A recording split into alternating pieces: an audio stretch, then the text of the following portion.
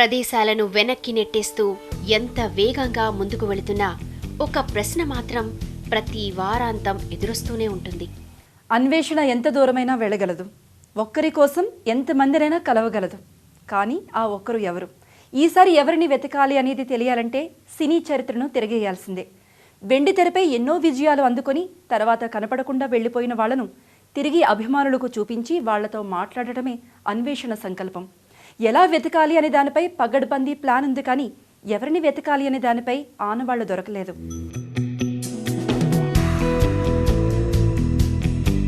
ఆ ఆలోచనకు ఒక ఫోన్ కాల్ అడ్డమొచ్చింది. సినీ శ్రామికుల నిజమైన కలల సౌధం హైదరాబాద్లో ఉన్న చిత్రపురి కాలనీ అంటే సినిమా వాళ్లకు ఉమ్మడి కుటుంబంలా అనిపించే ఓ ఆత్మీయ భావం.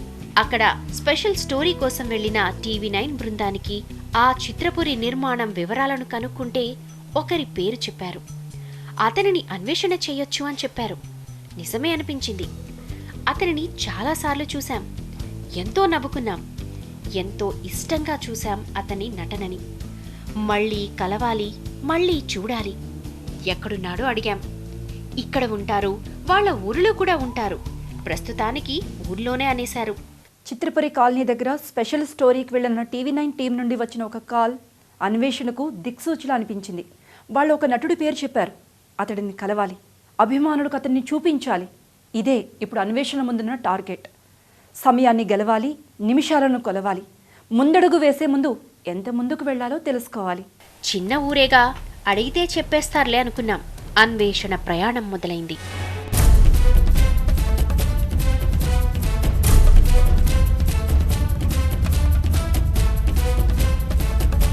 మనం వెళ్లాల్సిన ఊరు భీమవరం.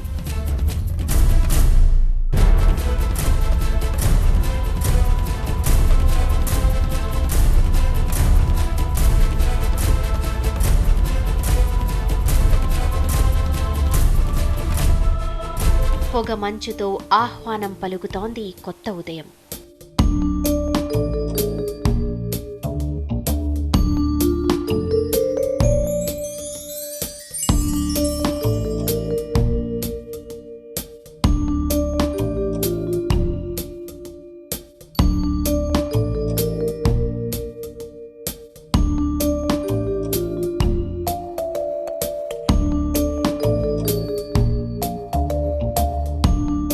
భీమవరంలో మనం వెతుకుతున్న ఆ నటుడి వివరాలు కనుక్కోవడం రైల్వే స్టేషన్ నుంచే మొదలైపోయింది.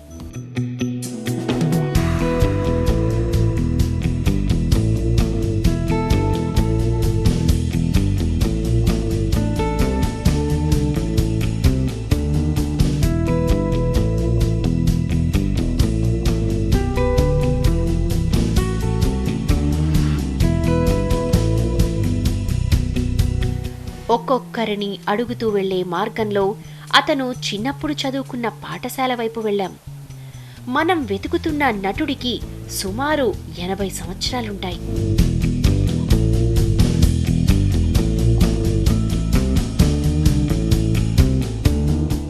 ఒకప్పటి కమెడియన్ని వెతుక్కుంటూ మనం భీమవరం చేరుకున్నాం. భీమవరంలోని విష్ణు ఎడ్యుకేషనల్ సొసైటీలో ప్రస్తుతం మనం ఉన్నాం. ఇక్కడ ఇది చాలా ఫేమస్, పైగా ఇక్కడ ఒక ఈవెంట్ కూడా జరుగుతుంది కాబట్టి మొత్తం హడావిడి వాతావరణం కనిపిస్తుంది. ఇంత సందడిలోనూ మన ఆలోచన మాత్రం ఆ ఒక్క వ్యక్తి గురించే. ఆయన ప్రస్తుతం భీమవరంలోనే ఉన్నారా, ఉంటే ఎక్కడ ఉన్నారు, ఎవరి ద్వారా అయినా ఇన్ఫర్మేషన్ తెలుస్తుందా, తెలుసుకునే ప్రయత్నం చేద్దాం.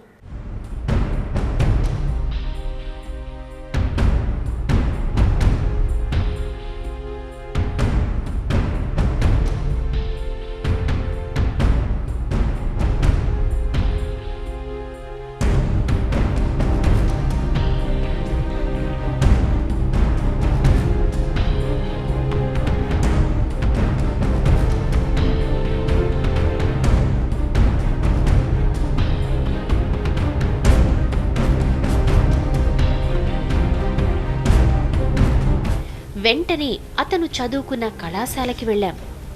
ఇక్కడైనా వివరాలు దొరుకుతాయేమో అనే ఒక ఆశ. ప్రయత్నాన్ని ప్రేమించే అన్వేషణకు ఆ నటుడి వివరాలు ఒక్కొక్కటిగా తెలుస్తున్నాయి. ఆగని వేగంతో వెళుతున్న అన్వేషణకు తాను వెళుతున్నది సరైన దారి అని తెలిసాక వేగం పెరిగింది. సేకరించిన వివరాల వెనుక వెళుతున్నాం. మనం వెతికేది అలనాటి హాస్య నటుడిని.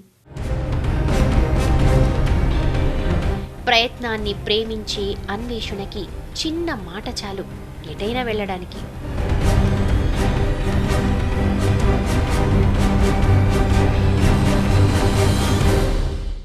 డిఎన్ఆర్ కాలేజ్ ప్రిన్సిపల్తో మాట్లాడిన తర్వాత మన అన్వేషణ ఇప్పుడు సులభతరం అయింది అనిపిస్తోంది. ఎందుకంటే ఇదే కాలేజ్లో చదివారు ఈ వారం మనం అన్వేషిస్తున్న ఆ వ్యక్తి. అయితే ప్రస్తుతం ఆయన ఎక్కడున్నారో ఖచ్చితంగా తెలియకపోయినా వాళ్ళ కుటుంబ సభ్యులు ఎవరో ఇక్కడ హౌసింగ్ బోర్డులో ఉన్నట్టు చెప్తున్నారు. కాబట్టి హౌసింగ్ బోర్డులో వెళ్ళి అక్కడ సెయింట్ మేరీస్ స్కూల్ పక్కనే ఉన్న లేన్లో ఎక్కడో వాళ్ళ ఇల్లు ఉంది అని చెప్తున్నారు. ఎక్కడో కరెక్ట్గా అక్కడికి వెళ్ళి తెలుసుకునే ప్రయత్నం చేద్దాం.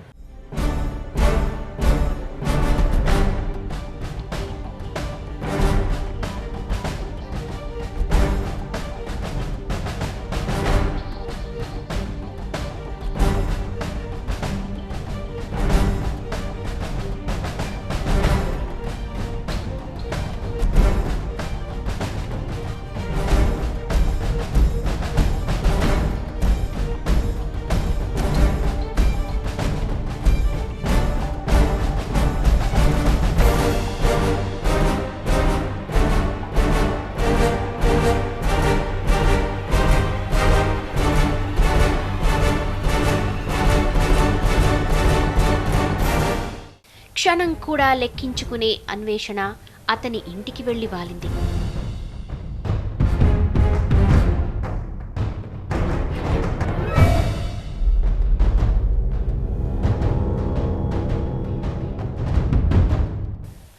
మనం వెతికే నటుడు కాదు, అతని భార్య కనపడింది మనకు. లోపలున్నారా అంటే బయటకెళ్లారు అనింది.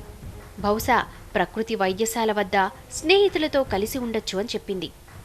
ఏ వైపు చూపితే ఆ వైపు వెళ్లడమే తప్ప ఆగడం అలవడం తెలియవు అన్వేషణకి.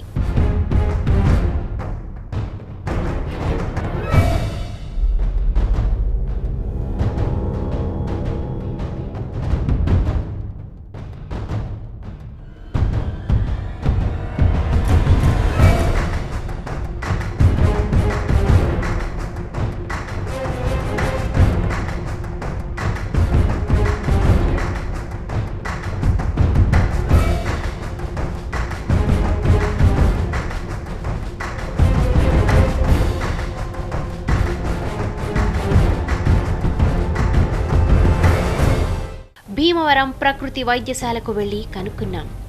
పొలానికి వెళ్లారన్నారు. తిరగడంలో సమయం అయిపోతున్నా నమ్మకంలో ఉత్సాహం నింపుకొని పొలం వైపు కదిలాం.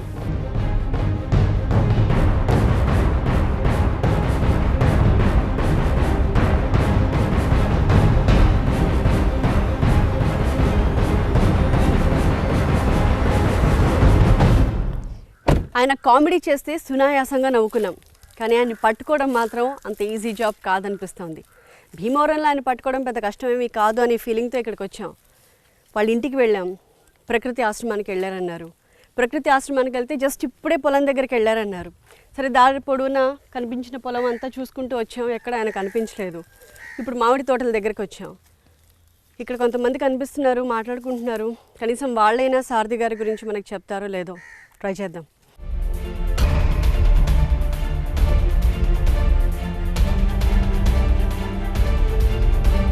సీతారామ కళ్యాణం, జగన్మోహిని, పరమానందయ్య శిష్యుల కథ, గూఢాచారి నంబర్ 1 ఇంకా ఇంకా ఇలా 350 సినిమాలకు పైగా చేసి ఎన్నో స్టేజ్ నాటకాలలో అవార్డులు గెలుచుకున్న ఆ గొప్ప నటుడిని చూడాలి.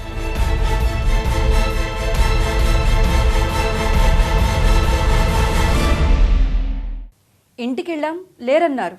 ఇంకొక దగ్గరికి వెళ్ళాం, ఇప్పుడే ఇలా వెళ్ళారన్నారు. ఒక దగ్గర నిలవడానికి కాదుగా మన ప్రయాణం, అతన్ని కలవడానికి. ఎన్నో గొప్ప గొప్ప పాత్రలు చేసిన అతడిని ఎప్పుడెప్పుడు చూస్తామా అనిపిస్తోంది. హాస్య పాత్రలను గుర్తుండిపోయేలా తన హావభావాలతో నటించిన అతడిని చూస్తే అర్థమవుతుంది అన్వేషణ ఎందుకింత శ్రమ పడుతోందో. వెతుకుతున్నాం. ఆ వైపుకి ఇంకెంత దూరంలో ఉన్నారో.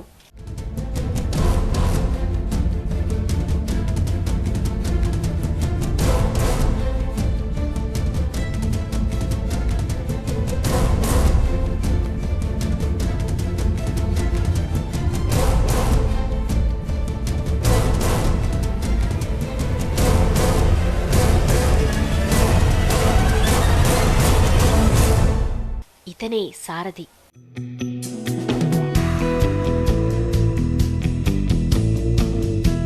అతి కొద్ది మంది హాస్య నటులలో గొప్ప స్థానాన్ని ఆక్రమించిన సారథి గారి కోసం చేసిన అన్వేషణ విజయం సాధించింది. ఇక మాట కలిపేద్దాం. సో ఎలా ఉన్నారు, ఏంటి? ఏదో మీ దయవల్ల బాగానే ఉన్నాము. మీరు ఇంత సర్ప్రైజింగ్, ఇది ఆశ్చర్యంగా ఉంది. Wonderful thing today.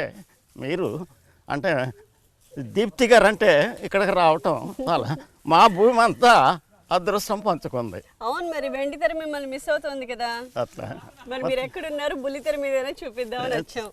యాక్ట్ చేసామండి, 60 సంవత్సరాలు యాక్ట్ చేసాము ఏమండి.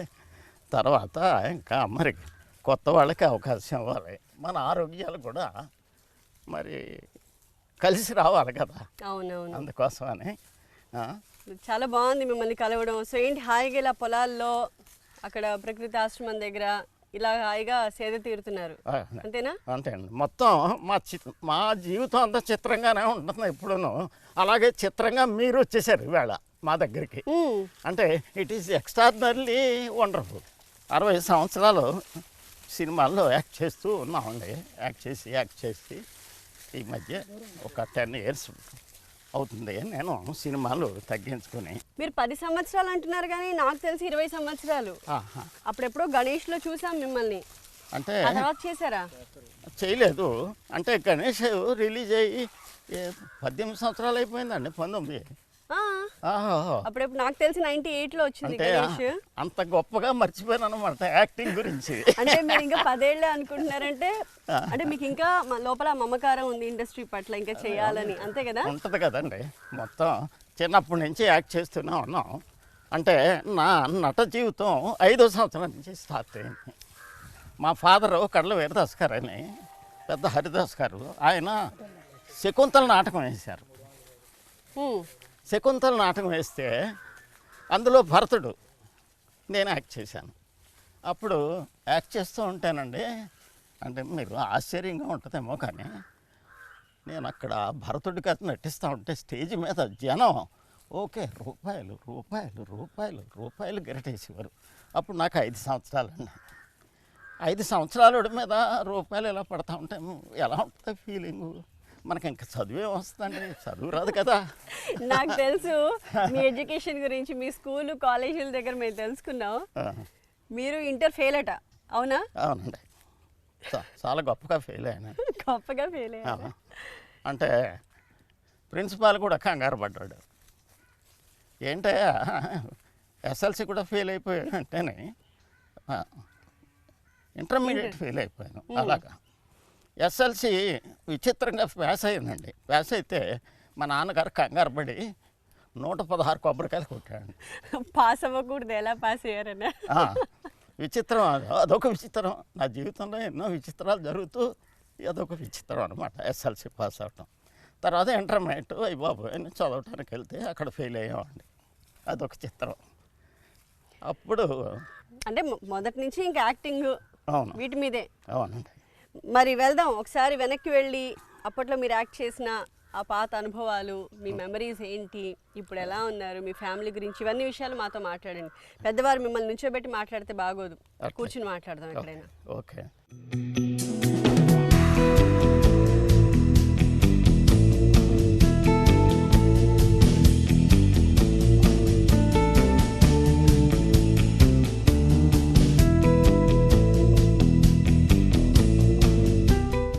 30 years ఇండస్ట్రీ అన్నది టాలీవుడ్లో చాలా ఫేమస్ డైలాగ్. కానీ ఇప్పుడు మనం మాట్లాడుతోంది 60 years ఇండస్ట్రీలో పనిచేసి, పరిశ్రమ చేసి, ఇప్పుడు హాయిగా రిటైర్డ్ లైఫ్ అనుభవిస్తున్న కమీడియన్ సారథి గారితో. సో సారథి గారు, ఇందాక మనం మాట్లాడుకుంటున్నట్టు చిన్నప్పటి నుంచి మీకు చదువు అవ్వలేదు, అంతేనా? మరి ఇంట్లో ఒప్పుకున్నారా చదువుకోకుండా మీరు హాయిగా నాటకాలు వేసుకుంటూ ఉంటానంటే? ఇంట్లో తిట్టివారండి, అయినా అవ్వలేదు అంతే. మనకే చదువుకి అంత కుదరదు అనుకుంటా. మరి అంటే ఇంకా ఓ డ్రమటిక్ ఇన్సిడెంట్ చెప్తే మీరు అదిరిపోతారు. ఏంటి అంటే అమ్మ మోస్ట్ ఇంపార్టెంట్ కదా ఎవరికైనా. బాబు వీడి పాపం వెళ్తున్నాడు ఎగ్జామినేషన్కి, పాస్ అవ్వాలని ఆవిడ ఎదురొచ్చింది. నాకు ఎదురొస్తే మరి అంటే వద్దు వద్దంటానే ఎదురు వచ్చేసింది ఆవిడ. నేను వెళ్ళిపోయానండి. వెళ్ళిపోతే నేను ఎగ్జామినేషన్ రాయటానికి వెళ్ళలేదండి, నాటకాలు వేయటానికి వెళ్ళాను. యాక్ట్ చేయటానికి స్టేజ్ మీద రాత్రి ప్రోగ్రాం ఉంది, దానికి వెళ్ళిపోయానండి. ఆవిడకి తెలిసిందా విషయం? ఆవిడకి తర్వాత తెలిసిందండి, ఫెయిల్ అయ్యాను కదా మరి. అంటే ఇంకా అంత అసహ్యమైనటువంటి పరిస్థితి. జనరల్గా అమ్మ ఎదురొచ్చిన తర్వాత కూడా నాటకాలంటే అంత ఇంట్రెస్ట్ తోటి వెళ్ళిపోయాను నేను. అంచేత దాన్నే నమ్ముకున్నాను కనుక సినిమా ఫీల్డ్ కూడా నన్ను ఆశీర్వదించింది. నిజంగానే మరి అంతలా ఆ స్థాయిలో రాణించారు. 300 పైచిలకు సినిమాలా మీరు చేసింది? 372 అండి. అంటే వరుసను చెప్పమంటే ఎప్పుడు చెప్పలేను, అంత జ్ఞాపశక్తి లేదు. ఎవరు చెప్పలేదు. 372. 372 అంటే మామూలు విషయం కాదు. మీ వరకు మీకు ఒక కమీడియన్గా ఎలాంటి ప్లేస్ దక్కిందని అనుకుంటున్నారు? సంతృప్తిగా ఉందా? ఆంధ్ర ప్రజలు అనేటువంటి వాళ్ళు చాలా గొప్ప మహానుభావులు, దేవుడితో సమానం అండి. వాళ్ళు ఆశీర్వదించిన తర్వాత డెఫినెట్గా మరి మంచి కార్యక్రమం ఏం జరుగుతుందని నేను పూర్తిగా విశ్వసించాను. అందుకే 372 సినిమాలంటే వాళ్ళ అభిమానం, ఆశీస్సులు. దానివల్ల నేను ఇంత బ్రహ్మాండమైనటువంటి స్టేజ్, నేను ఏమీ లేని వాడిని, ఒక రూపాయి కూడా లేకుండా నేను మద్రాసు వెళ్ళి ఈవేళ నేను నా ఫ్యామిలీకి ఎంతో కొంత బాగా చేశానండి. చాలా అంత చేస్తానని నేను అనుకోలేదు. ఒక అబ్బాయి ఇంజనీర్ అయ్యి అమెరికాలో ఉన్నాడు, ఒక అబ్బాయి ఇంజనీర్ అయ్యి మాతోటి ఉన్నాడు. ఇంత అవకాశం, ఇంత బాగా నా జీవితం ధన్యమైంది కనుక నా జీవితం 60 సంవత్సరాలు మరి ఆంధ్ర ప్రజలు, ఆంధ్ర మనుషులు ఆశీస్సులు, వాళ్ళ దేవతలని నా అభిప్రాయం. చాలా సంతోషం. మరి మీరు నటుడిగా అంటే వెండితెర మీదకి రాకముందు మీరు నాటకాలు వేసేవారు. అవునండి. ఎన్నో నాటక పరిషత్తుల్లో మీకు బోల్డ్ అని బహుమతులు వచ్చాయని కూడా మాకు తెలుసు. బెస్ట్ కమీడియన్గా ఎన్నిసార్లు అవార్డులు అందుకుని ఉంటారు? నేను 17 సార్లు బెస్ట్ కమెడియన్గా వచ్చానండి. At the age of 18th ఇయర్కి 17 టైమ్స్ బెస్ట్ కమెడియన్ని. ఇటు రాజమండ్రి వెళ్తే అక్కడ బెస్ట్ కమెడియన్ లలిత కళా సమితి, ఇటు పాలకొల్లులోనూ కూడా ఆంధ్ర నాటక కళా పరిషత్తులు ఇవన్నీ చేసేవారు. అన్నిటిలోనూ కూడా ఎక్కడికి వెళ్ళినా నేను కమెడియన్ వచ్చాను. నన్ను చాలామంది హీరోగా ఉంటావు కదా నువ్వు అనేవారండి. నన్ను హీరోగా అంటే నాగేశ్వరరావు గారు, రామారావు గారు ఉండగా మనల్ని ఎవడు చూస్తాడండి అని నేను కమెడియన్ని ఎంచుకుని కామెడీకే ట్రై చేశానండి. మీ మనసులో ఎప్పుడు కమీడియన్గా ఉండాలనిపించింది తప్పితే ఇంకా ఎంతమంది ప్రేరేపించినా మీ మనసు అటు వెళ్ళలేదండి. అలాగే నా కమెడియన్గా మొత్తం జీవితం అంతా నన్ను ఆశీర్వదించారు. కానీ మీరు ఎంట్రీ ఇచ్చే టైంకి అప్పటికి రాజబాబు గారు, రేలంగి గారు, పద్మనాభం గారు వాళ్ళంతా చాలా పీక్స్లో ఉన్నారు కదా. అవునండి. మీ ఎంట్రీ ఎలా సాధ్యమైంది? నిజమే. అంటే నేను నాటకాలు వేస్తూ ఆ నటన అనేటువంటి దానికి కొంచెం ఆకర్షించాను కనుక ది గ్రేట్ అప్పటికి రేలంగి గారు, నాగేశ్వరరావు గారు మహానుభావులు, రామారావు గారు, ఎస్వి రంగారావు గారు, సూర్యకాంతమ్మ గారు, ఇలాంటి మహానుభావులైనటువంటి ఆర్టిస్టులని మనం అసలు చూడగలమా అనుకునేవాడిని.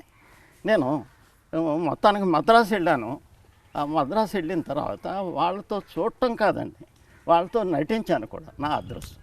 కానీ ఆ మొదటిసారి వాళ్ళతో కలిసి నటించే అవకాశం మీకు వచ్చినప్పుడు మనసుకి ఏమనిపించింది? చిన్నప్పటి నుంచి 5వ సంవత్సరం నుంచి నాటకాలు వేసాను కనుక నేను నాటకాలు వేసినప్పుడు భరతుడిగా వేశానండి. మా ఫాదర్ వచ్చి కడల వీరదాస్ గారు, ఆయన దుష్యంతుడు వేశాడు. శకుంతల, దుష్యంతుడు డ్రామాల్లో నేను భరతుడు 5 సంవత్సరాలప్పుడు పాడుతూ యాక్ట్ చేస్తుంటే స్టైల్గా నా మీద రూపాయలు గిరటేశారండి. ఆ డేస్లో ఒక 300 రూపాయలు, 400 రూపాయలు వేయటం అంటే సామాన్యమైన విషయం కాదు. అలాగే గిరటేశారు. అట్లాగా నన్ను అప్పటి నుంచే స్పిరిట్ క్రియేట్ అయింది. వెళ్ళిన తర్వాత ఫస్ట్ పిక్చరే నాది రామారావు గారి సినిమా అండి, సీతారాం కళ్యాణం. రంభనే రావణాసురుడు ఏదో అంటే చేరుస్తాడు ఏదో సంథింగ్, అది ఆమె వచ్చి కాళ్ళ మీద పడుతుంది. నలకొబడ్డు రామారావు గారు వేశాడు ఆ అందగాడి క్యారెక్టర్ మాయరంభలో. మళ్ళీ నేనే వేసాను సెకండ్, ఇంకెవరూ వేయలేదండి ఇంతవరకు. నేనే వేసాను. నలకొబరుడు వేషం వేశాను. నలకొబరుడు రంబ వచ్చి తను చెరిచాడని చెప్పడం కోసం గవ్వ వచ్చి కాళ్ళమే పడదు. రామారావు గారు అందరూ చాలా 100 రోజులు ఆడింది ఆ సినిమా. ఆయన వేసిన క్యారెక్టర్ మళ్ళీ నేనే వేసాను. తర్వాత నెక్స్ట్ అంతా నాగేశ్వరరావుతో కూడా యాక్ట్ చేశాను. వెలుగు నీళ్ళు సినిమాలో ఆయన ఫ్రెండ్స్గా కామెడీ, అట్లాగా కామెడీ చేసుకుంటా ఎక్కువ కామెడీ సినిమాలు స్టార్ట్ అయినాయి అక్కడి నుంచి. బాగా గుర్తింపు తెచ్చిన పాత్ర ఏంటి మొదట్లో మీకు? జగన్మోహినియేనా? నేను పరమానంద శిష్యుల్లో 7 శిష్యుల్లో నేను కూడా ఒక శిష్యుడినండి. అవును, పరమానంద శిష్యులు. అది కూడా చాలా బ్రహ్మాండంగా 18 సెంటర్లలో 100 డేస్ ఆడింది. అల్లు రామలింగయ్య గారు, రాజబాబు, పద్మనాభం గారు, నేను ఇట్లాగా 7 మంది కమెడియన్స్ అందులో. అది 18 స్టేషన్స్ 100 డేస్ ఆడిందండి. భీమవరాన్ని కూడా 100 డేస్ ఆడింది. నేను ఇక్కడికి వచ్చాను థియేటర్ చూడటానికి. అప్పుడు ఏంటి ఇక్కడ మీ వాళ్ళందరూ ఎలా స్పందించారు? జనరల్గా ఇక్కడ నుంచి నాటకాలు వేసి ఖచ్చితంగా వాళ్ళకి ఒక నమ్మకం ఉండుంటుంది మీరు పెద్ద ఆర్టిస్ట్ అవుతారని. నిజంగా ఒక మంచి ఆర్టిస్ట్ అయ్యి మళ్ళీ వాళ్ళ దగ్గరికి వచ్చినప్పుడు అంటే నిజాన్ని చెప్పాల్సి వస్తే మా ఫాదరు ఆయన పెద్ద ఆర్టిస్ట్ అండి. హరికథ పితామహుడు ఆయన. పెద్ద పేరు, 4వ క్లాస్ చదివి మహాభారతం కూడా రాశాడు. ఆల్ ది మినిస్టర్స్ దగ్గర ఆయన బ్రతుకుంటే పద్మశ్రీ వృద్ధుడు ఆయన. అలాంటి మంచి పర్సనాలిటీ ఆయన. అంటే నన్ను చూసి నా జనం అక్కడ పరమానంద శిష్యులు రిలీజ్ అయినప్పుడు నన్ను చూసి ఆ థియేటర్ దగ్గర ఉన్న జనం అందరూ నా దగ్గరికి వచ్చి పోగడిపోతే ఆయన మనసు ఒప్పుకుపోయింది. నేను ఈడు అనవసరంగా సినిమాల్లో యాక్ట్ చేస్తున్నాడు అని అనుకున్నా. ఆయన అది చూసి వరే నువ్వు ఇంకా జనంలో తిరగొద్దురా, నువ్వు బ్రహ్మాండం అని పేరు వచ్చేది నీకు వెళ్ళిపోయి దీవించేశాడండి ఆయన. ఇంకా అది కూడా వచ్చాక ఇంక తిరిగి ఉండదు కదా. అప్పటి వరకు తల్లిదండ్రుల కళ్ళు కప్పి జాగ్రత్తగా మేనేజ్ చేసేవారు. ఇప్పుడు వాళ్ళ ఆశీర్వాదంతో ఆ తర్వాత చెలరేగిపోయారు స్క్రీన్ మీద. మరి జగన్మోహిని ఒక పెద్ద సెన్సేషన్ కదా. జగన్మోహిని చాలా పెద్ద సెన్సేషన్. అంటే భక్త కన్నప్ప గురించి చెప్పాలి. దానికి ముందు 1976లో భక్త కన్నప్పలో రాజబాబును బుక్ చేశారండి. రావు గోపాలరావు దుర్మార్గపు ఒక పంతులు గారు, శాస్త్రి గారు గుళ్ళో ఆయన కొడుకు క్యారెక్టర్ అన్నమాట. అంటే ఎంతసేపు తండ్రిని విమర్శిస్తూ ఉంటాడు. విమర్శిస్తే గట్టిగా విమర్శిస్తే కొడతాడు ఆయన. జనం కూడా కొడతారు. ఆయన అంత నమ్మారు. వీడు ఒక్కడికే తెలుసు వాడు ఆ తండ్రి ఎంత నాన్సెన్స్లో. అట్లాగా అలాంటి క్యారెక్టరు అది రాజబాబు అండి. రాజబాబును బుక్ చేశారు. రాజబాబును బుక్ చేస్తే రాజబాబుకి వేరే షూటింగ్స్ వల్ల అక్కడ మళ్ళీ షెడ్యూల్కి రావటం కుదరదు. అంచేత రాజబాబు కాదనుకుని ఎవరని అంటే పద్మనాభం గారు అంత ముందు వేశారండి కాళహస్తి మార్చిలో. ఆయన పెట్టమన్నారండి. ఆయనకేంటో పాపం వాళ్ళ ఫాదర్కి ఎవరికి హెల్త్ బాగాలేదు. ఆయన ట్రైన్కి ఆ టైంకి రాలేకపోయాడండి. షూటింగ్ టైంకి షూటింగ్ ఆగిపోవడానికి మొత్తం షెడ్యూల్ అంతా ఎక్కడో అడవిలో తీస్తున్నారండి. అది ఆపే పరిస్థితి లేదు. భక్తకన్నా ఆపే పరిస్థితి లేదు. అప్పుడు సారథి కోసం ఆ టికెట్ మీద సారథిని తీసుకెళ్ళిపోయారండి. తీసుకెళ్ళిపోయి అక్కడికి వెళ్ళిపోయి గుండు కొట్టేశారండి. పిల్లకెట్టేశారు. యాక్ట్ చేయమన్నారు. యాక్ట్ చేసిన తర్వాత అది పెద్ద హిట్ అయిపోయిందండి. Sensational hit. బ్రేక్ అనమాట. సారథికి పెద్ద బ్రేక్ అయిపోయింది. అక్కడి నుంచి ఇంకా నేను అసలు వెనక్కి తిరగలేదండి చాలా సినిమాల వరకు. మీకు రాసి పెట్టింది ఆ పాత్ర తర్వాత ఇలాగా పెద్ద నటుడు అవ్వాలని. అవునండి.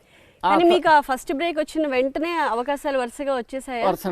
వరుసన అంటే వెంటనే రాలేదు. ఒక పిఏపి ప్రొడక్షన్ అంటే చాలా పెద్ద బ్యానర్ అండి. పిఏపి సుబ్బారావు గారు నాకు కవర్ చేసి, ప్రత్యేకాత్మ గారు డైరెక్షన్. అత్తవారింట్లో అల్లుడు క్యారెక్టర్ నన్ను బుక్ చేశారండి. బుక్ చేశారని తెలిసిన వెంటనే 39 సినిమాలు వచ్చినాయండి. ఒక వారం రోజుల లోపల 39 క్యారెక్టర్స్ సైన్ చేశానండి. ఒక సంవత్సరానికి అప్పటి నుంచి ఒక 39 సినిమాలు చేసుకుంటూ చాలా సంవత్సరాలు చేశానండి. చేసిన తర్వాత సినిమాలు పెరిగినాయి. 70 సినిమాల నుంచి 170 పిక్చర్స్ వరకు పెరిగినాయి తెలుగు. సంవత్సరానికి రిలీజ్ అవుతుంది. అన్ని సినిమాలు ఒకటే చేయటం సాధ్యం కాదు. వేలు వచ్చాడు. తర్వాత మన బ్రహ్మానందం వచ్చాడు. ఎట్లాగా కమెడియన్స్ ఇద్దరు ముగ్గురు వీళ్ళందరూ వచ్చారండి. అందరం పంచుకుంటా మా కలిసికట్టుగా చేసుకుంటా చాలా సినిమాలు చేశానండి. Up to Ganesh. ఆ గణేష్ తోటి నేను మానేశానండి. అప్పట్లో చాలా బిజీగా ఉండేవారట కదా, సంవత్సరానికి చాలా సినిమాలు చేసేవారు మీరు. అవును, ఎన్ని చేసి ఉంటారు మ్యాక్సిమం ఒక సంవత్సరంలో? ఒక సంవత్సరంలో 39 షూటింగ్స్ చేశాను. 39 పెద్ద సినిమాలు. అవి కొంచెం కష్టమే. ఆ తర్వాత అమరదీపం 200 డేస్, మన ఊరి పాండవులు 200 డేస్, ఇట్లాగా అన్ని సినిమాలు 200 డేస్. అప్పుడు విఠలాచారి గారు జగన్మోహిని సినిమాకి నన్ను పిలిచారు. జగన్మోహిని, నరసింహరాజు ఏమో ఒక హీరో, అందులో మోస్ట్ ఇంపార్టెంట్ క్యారెక్టరు కమెడియన్గా, అంటే తమ్ముడు క్యారెక్టర్, కొడుకు, సావిత్రి గారికి కొడుకు అయితే ఆ క్యారెక్టరు నేను యాక్ట్ చేశానండి. అది సెన్సేషనల్ హిట్ అయింది. అవును, మామూలుగా ఎక్కడ ఏ థియేటర్లో రిలీజ్ అయితే ఆ థియేటర్లో 100 డేస్ ఆడింది. మెడ్రాస్లో టామిల్లో రిలీజ్ చేస్తే 4 థియేటర్స్ 100 డేస్ ఆడిందండి. ఏమండి, 4 థియేటర్స్ ఆడటమే కాదండి, తర్వాత మెడ్రాస్ చుట్టూరు కాంపౌండ్లో 5 years ఆడిందండి. అదే సినిమా విఠలాచారి గారు జగన్మోహన్ సినిమా కన్నడలో డబ్ చేశారండి. అక్కడ 100 రోజులు ఆడిందండి. మలయాళంలో డబ్ చేశారండి. అక్కడ 100 రోజులు ఆడిందండి. ఏమండి, తర్వాత ఇక్కడ మన బెంగాల్లో డబ్ చేశారండి. అక్కడ మహారాష్ట్ర, మొత్తం ఇండియా అన్ని భాషల్లోనూ ఆడింది. రికార్డ్ అది ఏ ఆర్టిస్ట్కి లేదు, అది ఓన్లీ సారథకేనండి. నేను గర్వంగా చెప్తాను అది. కానీ ఇక్కడ ఇంకో ప్రశ్న అడగాలి. చెప్పండి. ఈ సినిమా అన్ని భాషల్లోకి డబ్ అయింది, బాగుంది, కానీ మీరు స్ట్రైట్గా వేరే లాంగ్వేజెస్లో ఎక్కడ చేయలేదు కదా, తెలుగుకి పరిమితం అయ్యారు కదా. అంటే తెలుగు ప్రజలు, తెలుగు వాళ్ళు అందరూ కోసం ఇంత అభిమానిస్తుంటే ఇంకా మళ్ళీ నేను ఇంకో భాషలోకి ఎందుకు అని నేను వెళ్ళా. మీరు పోషించిన పాత్రలు అన్నిటికంటే చాలా గొప్ప పాత్ర అని సంతృప్తినిచ్చిన పాత్ర ఏంటి మీకు? ది గ్రేటెస్ట్ ఏంటంటే భక్త కన్నప్ప అండి. Very classic. కోకోప అంటే అంత సౌమ్యంగా, అంత న్యాచురల్గా తెర మీద తీయటం కూడా బాపు గారు మహానుభావుడు కనుక. అంటే అప్పటికి సినిమా ఫీల్డ్లో అంటే ఇంకో విషయం కూడా ఉంది. 16 years తెలుగు కళామ తల్లి కడుపులో ఉన్నానండి, పేరు లేకుండా. అలాంటిది బాపు గారనే ఒక డాక్టర్ వచ్చి కత్తిరితోటి ఆపరేషన్ చేసి ఆ తెలుగు కళామ తల్లి పొట్టలోంచి నన్ను బయటికి తీసి కోకోపా అంటూనే బయటకు వచ్చాను అనమాట. అది వెరీ పాపులర్ అండి కోకోపా అనేది. కోకోపా ఈడేరా అని జనం అంతా మూవీ నన్ను అప్రిషియేట్ చేసేవారు. ఇప్పటికే ఆ కోకోపాని మర్చిపోలా. మన ఆఫీసర్స్ వీళ్ళందరూ కోకోపా ఏంటి ఎలా వచ్చావు, ఏంటి ఏం పని ఉంది అని సెక్రటరీకి వెళ్ళినా, ఎక్కడికి వెళ్ళినా అంత రియాక్షన్ క్రియేట్ చేసిందండి. సో అంటే మీకు గాడ్ ఫాదర్ అన్నది ఎవరు లేరు కదా ఇండస్ట్రీలో, మీ అంతటి మీరు మీ నటనని ప్రూవ్ చేసుకునే ఇండస్ట్రీలో అడుగు పెట్టారు అంతేనా? చాలామంది అభిమానించారండి. గాడ్ ఫాదర్ అని చెప్పలేను. అంటే పిఏపి సుబ్బారావు గారు ప్రతి సినిమాలోనూ ఇచ్చేవారండి, ఏదో చిన్న వేషం ఇచ్చేవారు. అంటే బ్రతకడానికి మరి ఏదో వేషం అన్నా ఉండాలి కదా. అందరూ మంచి వేషాలు ఉండవు. అన్ని సినిమాలు భక్త కన్నప్పలు ఉండవు, లేకపోతే జగన్మోహన్లు ఉండవు. ఇప్పుడు విఠలాచారి గారికి కూడానండి కొన్ని కోట్లు లాస్ వచ్చిందండి. అంతకుముందు సినిమాలు, పెద్ద సినిమాలు తీసాడండి. ఈ జగన్మోహన్ వచ్చి మొత్తం కోట్లు కవర్ చేసేసింది అది. అట్లాగా అన్ని సినిమాలు ఆడవు కదా అని కొన్ని. సో అందరూ మిమ్మల్ని సపోర్ట్ చేసి ఎంకరేజ్ చేశారు, అవకాశాలు ఇచ్చి ప్రోత్సహించారు. కృష్ణరాజు గారితో మీకు ఒక ప్రత్యేకమైన అనుబంధం ఉంది కదా? అవునండి, చెప్పండి. మేము అంటే చాలా కష్టం, అంటే వెస్ట్ గోదావరి నుంచి ఆయన మొగల్తూరు నుంచి ఆయన వచ్చాడు, భీమవరం నుంచి నేను వెళ్ళాము. చాలా రోజులు ఇద్దరం కలిసి తిరిగా ఉండే నాటకాలు ఇవన్నీ వేసేటప్పుడు అతను నా నాటకాల రిహార్సల్స్ కూడా వచ్చేవాడండి ఆయన. అట్లాగే ఆయన ఫస్ట్ చిలకా గోరింక ప్రత్యేకత మరి ఇచ్చారు. పిఏపి సుబ్బారావు గారేమో మాకు కూడా సినిమాలు ఇచ్చేవారండి బాగా. నన్ను చాలా బాగా ఎంకరేజ్ చేసేవారు. నాగేశ్వరరావు కూడా నన్ను చాలా బాగా ఎంకరేజ్ చేసేవారు. తెలియదు నాకు ఏంటో, అంటే ఒక రకంగా స్పిరిటెడ్గా ఉండేవాడు నాగేశ్వరరావు. చాలా రోజులు నాగేశ్వరరావు గారిలాగా నడిచేవాడిని అండి. అవునా? మరే నాగేశ్వరరావు వస్తున్నాడు రా అనేవారండి నన్ను స్కూల్లో కానీ చూపించగలుగుతారా? అట్లాగా నాగేశ్వరరావు అంటే నాకు వల్ల బాలిన, అంటే ప్రతి వాళ్ళకే ఒక దేవుడు ఉంటాడు కదా. నాకు దేవుడు లాంటి ఆర్టిస్ట్ ఎవరంటే నాయి సారే. అలాగే కృష్ణరాజు గారితో మీరు చాలా సినిమాలు చేశారు. కృష్ణరాజు గారితో మేము అలా చూస్తూ ఉండగా ఒక సినిమా తీసే అవకాశం కృష్ణరాజు గారికి వచ్చింది. నేను చెప్తూ ఉండేవాడిని కాళహస్తి మహత్యం ది గ్రేట్ మూవీ అంటే ఆయన ఏం చేశాడంటే రిజిస్టర్ చేసాడు సినిమా. నాకు అప్పుడు బ్రేక్ లేక నేను ఫ్రెండ్స్తో కలిపి సినిమా తీద్దామని అనుకుంటే ఆ సినిమా తీద్దాం అనుకుంటే కృష్ణరాజు ఏం చేశాను, రిజిస్ట్రేషన్ చేసి నేను తీద్దాం అనుకుంటున్నాను, నువ్వు పార్ట్నర్గా ఉండు, లేకపోతే మానేయి, నేను తీస్తాను అని చెప్పి సినిమా స్టార్ట్ చేశాను. అట్లాగా ఆ సినిమా స్టార్ట్ చేసి ఆ సినిమాలో నాకు బ్రేక్ వచ్చిందండి కృష్ణరాజు. ఇక బాగా ఎక్కువ మేము కలిసే ఉండేవాళ్ళం అండి, ఎక్కువ తిరుగుతూ ఉండేవాళ్ళం మేము కలిసి. ఎక్కడన్నా టిఫిన్ బాగుందంటే కారు వేసుకుని అక్కడికి వెళ్ళిపోయి ఇద్దరం కలిసి తినేవాళ్ళం, అంత క్లోజ్గా ఉండేవాళ్ళం అండి. ఆయనకి ఫుడ్ ఇంట్రెస్ట్ నాలాగా, ఇద్దరం కలిసి తిరుగుతూ ఉండేవాళ్ళం. అందుకే మీరు సినిమా నిర్మాణం కొన్ని చేసిన తర్వాత కూడా ఆ 4-5 సినిమాలు కూడా మళ్ళీ కృష్ణరాజునే పెట్టుకున్నారు మీరు. ఆయనకి సినిమాలకి మ్యూజిక్ అంతా నేను చేస్తూ, మ్యూజిక్ కొంచెం ఇంట్రెస్ట్ ఉంది నాకు కదా. నాకు అన్ని సినిమాలు అతను మ్యూజిక్ డైరెక్టర్ సచిన్ తోటి వీళ్ళందరితోటి కూడా నేను మ్యూజిక్ సిట్టింగ్స్లో కూర్చొని మంచి సాంగ్స్, ప్రతి సాంగులు హిట్ అయినాయి అండి. జమీందార్ గారు అమ్మాయిని ఒక సినిమా తీశారండి కృష్ణరాజు గారు అని, ఇంకొక ఆయన రాజు గారు. దానికి ఒక పాట నేనే దగ్గరుండి ట్యూన్ చేశాను.